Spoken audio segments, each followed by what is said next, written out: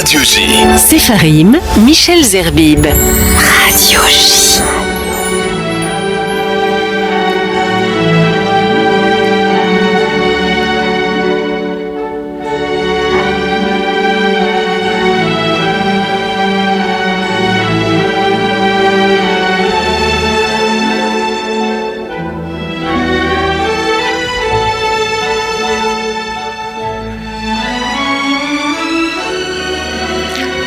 Sepharim, notre rendez-vous littéraire sur Radio J de conversation libre avec des écrivains, des artistes, des intellectuels engagés, forcément engagés sur Radio J, bien sûr, par la parole et l'écrit plus que par le glaive, comme dit la Torah.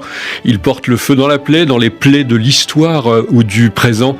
Ils ou elles le font avec la grâce des écrivains. Aujourd'hui, on va parler de courage, de résistance, de sauvetage d'enfants durant la Shoah et bien sûr d'amour avec une romancière que nous aimons beaucoup ici à Radio J, Ariane Bois. Bienvenue sur Sepharim. Bonjour Michel, je suis ravie d'être là. Et on va parler de votre dernier livre bien sûr dans quelques instants, Ce pays qu'on appelle vivre, un roman remarquable, mais on y reviendra dans quelques instants. J'ai envie de vous poser une question, mais peut-être en une phrase, un exercice de style. Est-ce que vous pourriez vous présenter à nos auditeurs en 2-3 phrases, et moi je ferai les autres. Très bien, alors je suis journaliste depuis très longtemps, je suis romancière depuis 12 ans, et je suis une mère de famille nombreuse depuis quelques années comblée. Alors vous avez, je le dis pour nos auditeurs, grandi près de Paris, votre père était médecin pour l'ONG Médecins du Monde, votre mère était journaliste, et votre famille maternelle d'origine juive turque qui a émigré en France dans les années 20, c'est ce qu'on appelle les juifs ladinos, c'est ça ? Oui, les judéo-espagnols, des gens très attachants. Et avec une histoire qui est souvent une histoire orale. Voilà, donc qu'il fallait raconter, et c'est ce que je me suis employée à faire. Exactement. Alors je précise à nos auditeurs, et ces éléments ne sont pas fortuits, que ceux qui vont suivre, vous avez fait une carrière de journaliste, et vous continuez d'ailleurs à l'être, des études à Sciences Po, un DEA d'histoire, et c'est ça qui est intéressant aujourd'hui, sur la résistance juive organisée en France durant la Seconde Guerre mondiale. Vous avez été journaliste aussi aux États-Unis ? Oui, tout à fait. J'ai travaillé aussi pour Tribune Juive. J'en étais très, très heureuse. Très bonne expérience. Et puis la radio, la télévision, d'autres médias. Alors j'ai parlé de cela parce qu'on sait que toute une génération finalement d'écrivains était marquée par la Shoah. C'est votre cas puisque vous faites votre DEA sur la résistance juive organisée durant la Seconde Guerre mondiale. On va en parler bien sûr dans ce roman. D'une manière ou d'une autre, on a l'impression que toute une génération a été marquée par cela et s'est engagée sur cette affaire, c'est-à-dire de témoigner, de parler, de l'écrire, comme vous dans les romans. Oui, on est la troisième génération. Moi, j'ai grandi dans la foi protestante, dans une famille protestante par mon père, avec des pasteurs, et du côté maternel, juif, on ne disait rien. Le silence s'était installé, et j'ai eu très envie, très vite, de comprendre ce qui s'était passé pendant cette période, et ça a été, oui, une passion, et ça a guidé en quelque sorte mon écriture. Ouais, ça continue, on y reviendra tout à l'heure, en faisant référence, appuyée à des ouvrages qui sont aussi liés à la grande histoire. Alors, vous nous revenez, Ariane Bois, avec votre 9e roman, un roman historique, mais très juste au plan, justement, des faits de l'histoire. On va y revenir. Je vais essayer de résumer où vous Allons-y, faites. oui. Alors c'est Leonard Stein, c'est le héros, un des héros du livre, un juif allemand, caricaturiste de presse, qui a trouvé refuge dans le sud de la France en 1937, mais au printemps 40, il voit la tournure que prend la guerre. Le gouvernement français a décidé de faire arrêter, interner les ressortissants du Reich sans aucun discernement, et donc y compris ceux qui sont les antifascistes de l'époque, ceux qui avaient travaillé en Espagne et qui ont fui le nazisme. Alors je crois, Ariane Bois, que vous aimez particulièrement écrire la grande histoire en passant, si j'ose dire, par la petite histoire des personnages comme ça incarnés. Oui, tout à fait, Michel. J'avais envie de parler du camp d'Émile parce que j'ai eu la chance de le découvrir avant l'ouverture au public, et j'ai été complètement bouleversée par cet endroit. Donc on est à 7 km d'Aix-en-Provence, et quand j'ai visité le camp camp d'Émile, donc dans son jus.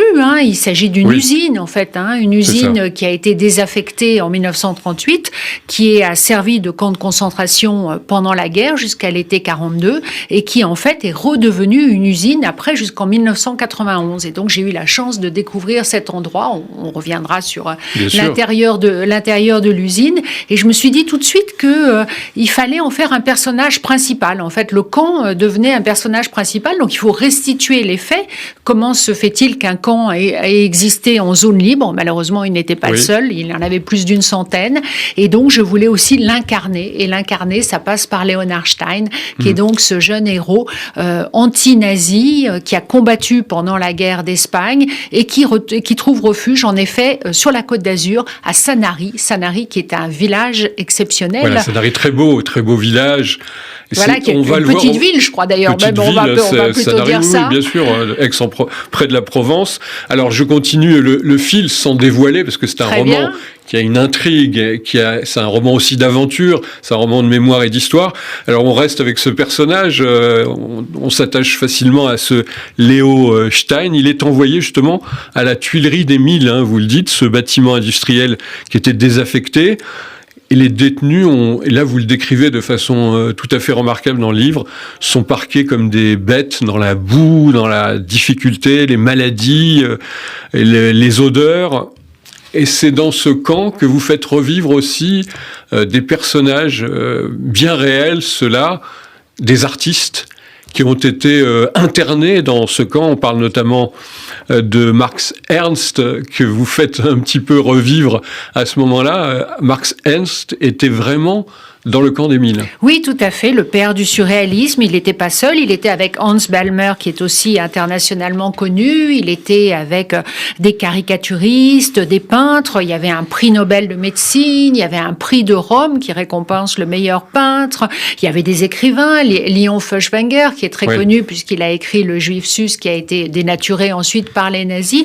Toute une communauté d'Allemands, d'Autrichiens, de Tchèques, qui du jour au lendemain sont embarqués au Mille parce qu'ils sont considérés comme des sujets ennemis. Or, l'ironie de l'histoire, c'est que donc ils sont considérés comme juifs parce que la plupart le sont en Allemagne, et quand ils arrivent en France, ce sont des boches. Et donc, on se méfie d'eux, on a peur d'eux, on pense qu'il peut s'agir d'espions, et donc on les interne là, mais on ne sait pas quoi en faire en fait de ces hommes. Et ces hommes vont commencer à vivre dans ce camp, vous l'avez dit, où rien n'est prévu pour eux. En fait, il y a de la poussière partout, rougie, on fabriquait des tuiles, des briques, il y a du matériel industriel, il y a des cheminées, il y a des fours de cuisson, et la vie s'organise. Et la vie, pour les artistes, ça passe par la création, et peut-être que la création est pour eux aussi un moyen de rester debout et un moyen de résister. Ouais, vous l'écrivez dans ce roman, ce passage de la présence de Max Ernst notamment, mais pas seulement lui, aussi Max Schlesinger ou Franz Hessel, qui vont en quelque sorte s'évader entre guillemets par la création artistique, eux qui étaient considérés comme en Allemagne comme les détenteurs, les dépositaires de l'art dégénéré, comme on disait, comme disaient les nazis. Et en même temps, c'était l'intelligentsia, c'était vraiment la crème de l'intelligentsia allemande qui se retrouve au Mille. Donc l'ironie est évidemment incroyable. Le jeune héros, on continue à en parler avec vous, Ariane Bois, auteur de ce livre qui s'appelle « Ce pays qu'on appelle vivre » aux éditions Plomb.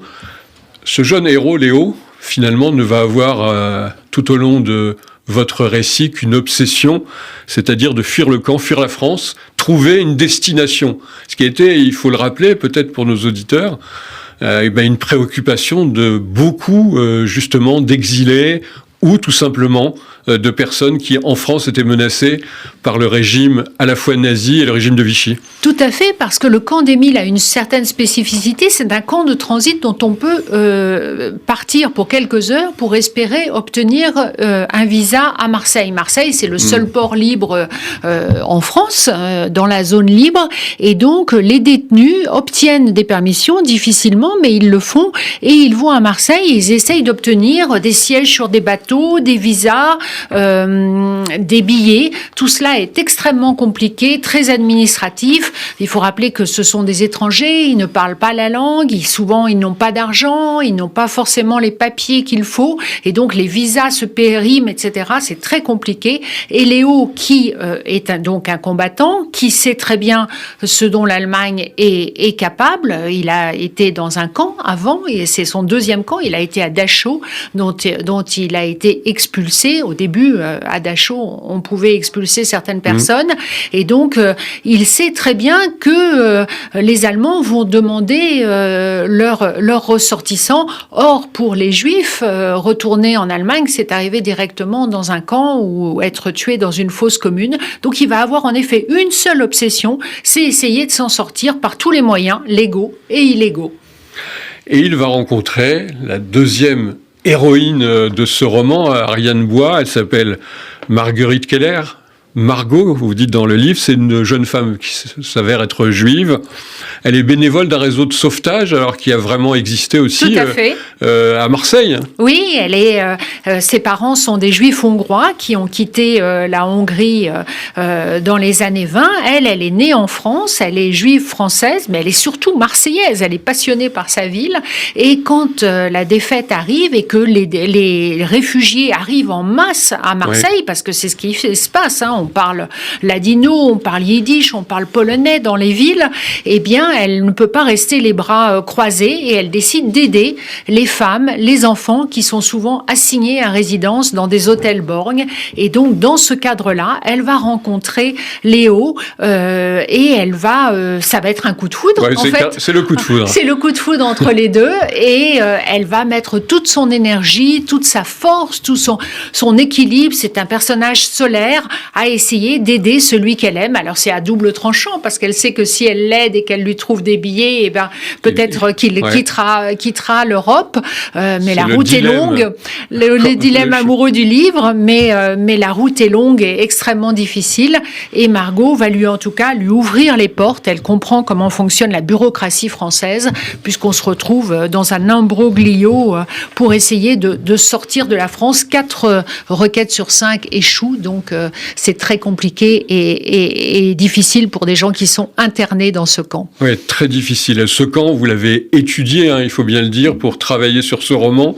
Je le disais d'emblée, vous avez apporté des informations historiques de première main, on peut dire, et que ce camp d'Émile est évidemment encore aujourd'hui très mal connu, mais qu'on peut dorénavant visiter. Alors on reste sur votre roman, mais justement pour parler de ça, à ce moment-là, on peut dire de l'action, il va y avoir un certain nombre de déportations. Le couple Léo et Margot vont essayer de faire ce qu'ils peuvent pour échapper à tout cela.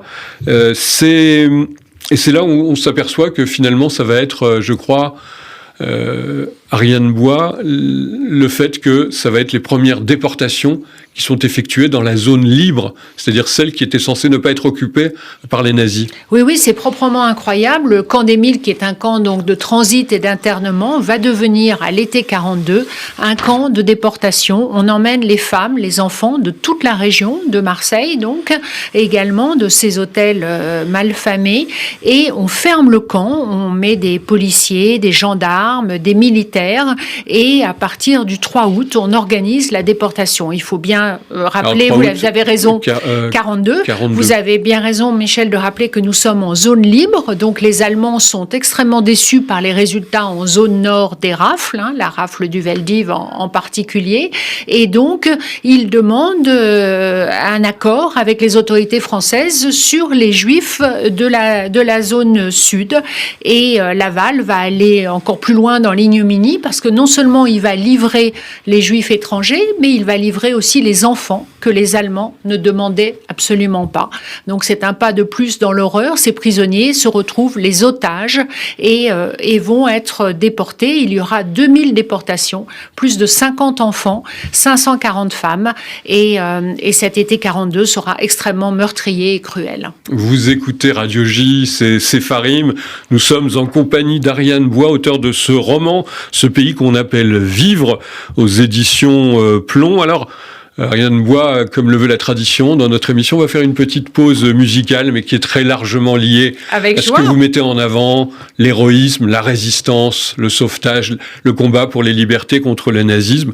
Alors comment ne pas, Serge, entendre cette magnifique chanson, en public d'ailleurs, The Partisan de Leonard Cohen.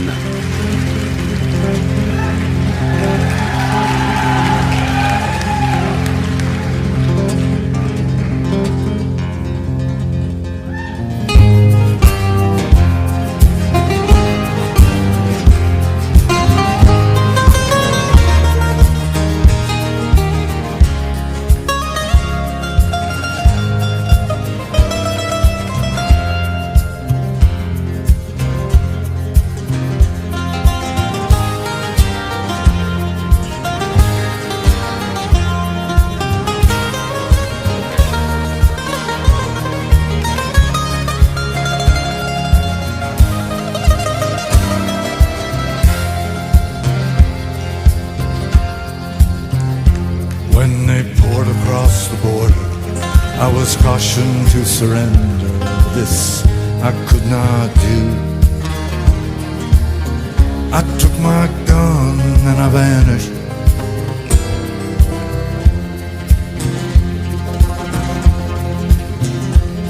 I've changed my name so often, lost my wife and children. Vous qui le savez, effacez mon passage.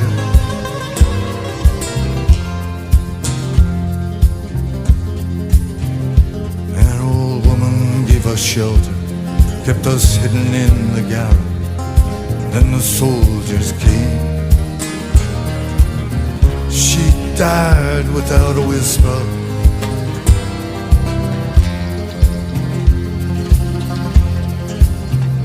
There were three of us this morning. I'm the only one this evening, but I will go on.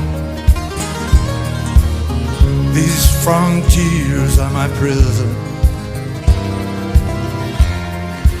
On ne se lasse pas du chant The Partisan et la belle voix de Leonard Cohen. Ariane Bois, hein, vous aimez Ah bien oui, sûr, cette vraiment, musique. c'est une musique qui m'élève le cœur. On parle avec vous depuis le début de notre émission de ce pays qu'on appelle Vivre. C'est le titre de votre roman où vous revenez sur le camp d'internement, de déportation français des Milles. Ça s'appelle MI2LES, sous commandement militaire français, un camp peu connu. Et comme vous le dites, des fois hors antenne, c'est un peu le héros de votre roman et l'angle mort de la Shoah en zone libre. Alors expliquez-nous, à l'heure où le débat est toujours Vichy, Pétain, les Juifs, ce passé qui ne passe pas. Oui, ce qui est incroyable, c'est que ce camp a été ouvert au début de la guerre. Il a été en fonction jusqu'à l'été 42. Il a été fermé ensuite puisque les déportations avaient lieu en une journée. Et puis après, on a oublié en fait ce camp. Les ouvriers sont revenus, le travail a repris. On a fabriqué des tuiles, des briques dans l'usine. Et puis jusqu'en 1991, on n'a absolument pas entendu parler du camp et de ce qui s'était passé pendant ces années noires. Et c'est vraiment grâce à des hommes comme Semprin, comme Serge Klarsfeld, à Simone Veil aussi, que on a essayé, les associations ont essayé de dire que cette usine qui allait fermer ses portes en 1991 était absolument capitale puisque des hommes et des femmes y avaient vécu, y avaient souffert et avaient été pour certains déportés. Et donc il a fallu 30 ans de combat des associations, d'un homme absolument formidable qui s'appelait Sidney Chouraki, puis de son fils, pour ouvrir le camp des Milles et en faire un musée extraordinaire. Et donc, je recommande aux auditeurs et aux auditrices, s'ils sont dans la région, oui, de venir visiter le camp des Milles parce qu'on y apprend énormément de choses. 10 000 détenus, hein, vous dites dans ce livre, 2 000 d'entre eux, c'est le bilan, a été déporté et donc a été massacré à Auschwitz. Et vous faites bien sûr dans ce livre l'éloge, c'est le moins qu'on puisse dire, du courage, notamment de ces prisonniers, la création artistique, on en parlait juste avant la pause, qui s'est donné libre cours hein, dans ce contexte tout à fait étonnant. D'ailleurs, il y a on estime qu'il y a eu plus de 400 œuvres artistiques qui ont été retrouvées à la libération du camp ? Oui, tout à fait. Des fresques, des graffitis, des dessins, alors dans des conditions absolument épouvantables. On imagine bien la bougie en utilisant tout le matériel qui pouvait être mis à disposition, et il n'y en avait vraiment pas beaucoup. Donc tout ce qu'on trouvait sous la main. Il y a eu des pièces de théâtre, un orchestre, une bibliothèque, un bar, un cabaret clandestin. Oui, une vie. Avant d'être un lieu de mort, le camp d'Émile était un lieu de vie. Dans des conditions terribles au plan sanitaire. Oui, dans la promiscuité, dans la saleté, les conditions sont de plus en plus dures, les détenus ont faim, voilà, on ne les bat pas, ils ne travaillent pas, ils sont dans l'oisiveté, et forcément le camp abîme les corps, abîme les âmes, et on survit comme on peut, et dans l'espoir de ces billets, de ces visas pour l'étranger, dans l'espoir de l'amitié entre certains détenus, et puis dans la création artistique. Mais c'est vrai que ces hommes et ces femmes ont pendant longtemps été oubliés. Et moi, dans un roman, modestement, je voulais leur rendre hommage. Oui, ce roman, vous le dites, la petite histoire dans la grande histoire. Ariane Bois, cette histoire d'amour entre Léo et Margot, un jeune juif allemand, caricaturiste, et Margot, qui est une jeune femme française juive, en l'occurrence, qui joue un rôle formidable. C'est vraiment l'héroïne extraordinaire. Alors, peut-être ces personnages, n'ont-ils pas vraiment existé, mais toujours est-il qu'ils donnent corps à cette description de cette époque et du camp d'Émile. Et puis, ils forment aussi un composite. J'ai vu beaucoup de photos, j'ai écouté beaucoup de témoignages. Les Allemands qui n'étaient pas juifs sont rentrés dans leur pays et ont beaucoup écrit sur le camp d'Émile. En France, beaucoup moins. J'ai pris plein de photos du camp, et donc j'ai eu une idée assez précise très vite de mes personnages qui devaient apporter l'espoir de l'amour, l'espoir de la liberté et de la paix. Ouais, c'est un roman d'aventure aussi, d'amour, un roman historique, très bien écrit, il faut le dire à nos auditeurs, qui est même un suspense, on peut dire. Voilà, j'ai voulu on va pas le dire à nos auditeurs. Voilà, j'ai voulu le montrer comme ça, en tout cas en faire quelque chose où on a envie de tourner les pages. Oui, c'est vrai. Alors on revient un instant sur un des personnages de ce livre. Alors lui qui a véritablement existé, c'est Varian Fry, qui était du consulat américain à Marseille. Et cet homme va essayer de faire ce qu'il peut, justement, pour épargner des personnes juives notamment, et des enfants. Mais il va être dégagé, on peut le dire de cette manière-là, par le gouvernement américain qui, à cette époque, n'était pas encore dans la guerre. Alors d'abord par la police de Vichy, qui se rend compte de son rôle, et ensuite par les Américains. Effectivement, oui, Varian Fry, c'est un extraordinaire personnage. C'est un journaliste qui a visité l'Allemagne nazie, qui a compris très vite le péril qui se levait en Europe, et qui s'installe à Marseille avec $2000 dans sa poche et une liste de 200 personnalités. Et donc, c'est vraiment la crème de la crème. Il y a Malraux, il y a Picasso, il y a Gide, il y a Chagall, il y a Breton. Enfin bon, on peut pas faire mieux. Et l'idée, c'est de sortir des cerveaux français pour les envoyer aux États-Unis. Et donc ça, c'est une action légale qu'il va mener. Et à côté de ça, il mène une action complètement illégale de faux papiers. Et donc mes personnages, Léo et Margot, vont rencontrer Varian Fry, qui va œuvrer jusqu'en août 41. Et en août 41, le gouvernement de Vichy se rend compte que cet homme-là essaye de sauver un maximum de gens, et donc ils vont l'expulser. Mais heureusement, Varian Fry aura pu sortir Hannah Arendt du camp de Gurs, André Masson et la famille de Chagall. Ça sera un des premiers à alerter sur le sort des Juifs aux États-Unis. Il ne sera pas tellement entendu, mais en tout cas, il criera un peu dans le désert. Et c'est le premier juste américain. Donc, c'est vraiment un personnage auquel il fallait rendre hommage. On parle de cet article du New York Times qui était passé inaperçu, où il dénonçait déjà tout ça. Où il dit qu'il faut sauver les enfants juifs, que ce qui se passe est absolument épouvantable. Et il frappe à toutes les portes. Il est aidé par Eleanor Roosevelt.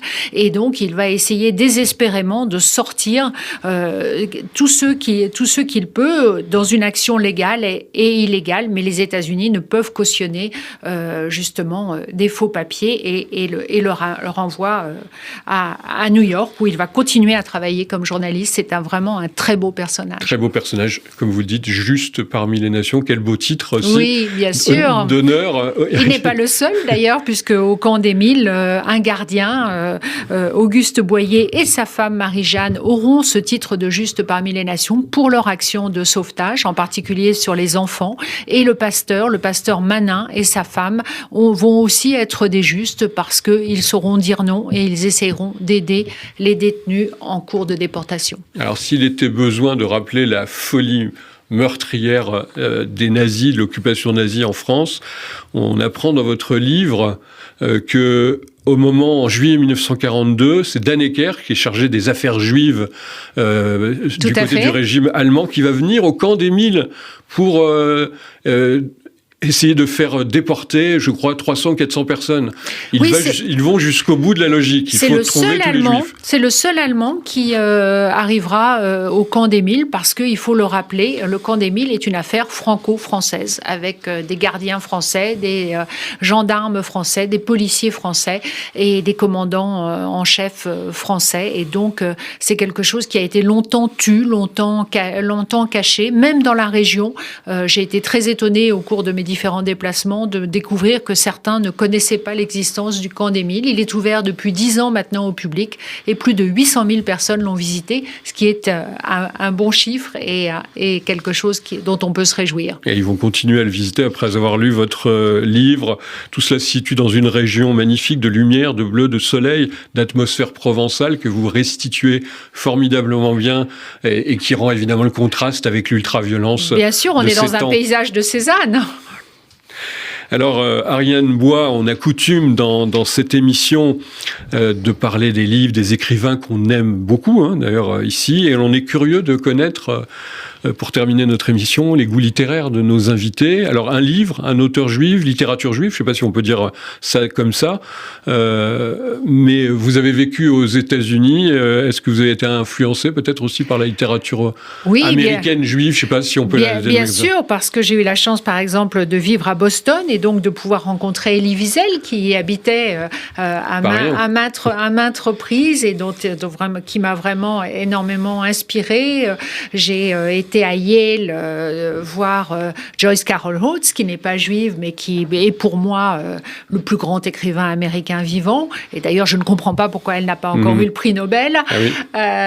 Et puis sinon, Philip Roth, voilà, que je n'ai pas eu la chance de rencontrer. Je ne suis pas très originale, tout le monde aime Philip Roth. C'est vrai. Voilà, moi j'ai vécu à New York et sa description de New York, son ironie féroce, son humour, son obsession avec les rabbins, la psychanalyse, les juifs, tout ça évidemment me parle. J'essaye de le lire en anglais plus qu'en français parce que j'ai vraiment envie de restituer cette langue. Et puis La Tâche ou même Exit le fantôme, c'est des livres qui restent, qui sont très importants et l'écriture comme le pense Philip Roth, c'est un règlement de compte et il y a quelque chose de cette énergie qui me porte et qui me fascine.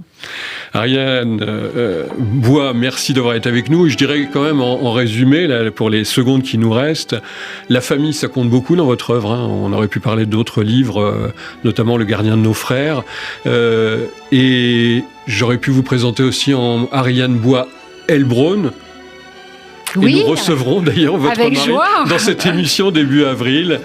On aurait pu presque vous inviter en même temps, tant votre travail est lié, je crois, familialement, à cette histoire de mémoire. Mon mari est vice-président du Mémorial de la Shoah, a écrit son premier roman qui est un très beau texte. Et oui, je crois que la famille, les liens, la découverte de ce qui s'est passé pendant ces années noires, voilà, c'est quelque chose que l'on a en commun et la volonté aussi de travailler avec nos armes, c'est-à-dire avec un crayon et du papier. L'arme, évidemment, la plus importante, celle de l'esprit. Ce livre tout à fait remarquable, ce roman, ce pays qu'on appelle Vivre aux éditions Plomb. Nous étions très heureux de recevoir Ariane Bois. Merci infiniment d'avoir été avec nous. Merci Michel. Et à bientôt sur Radio J. Avec joie.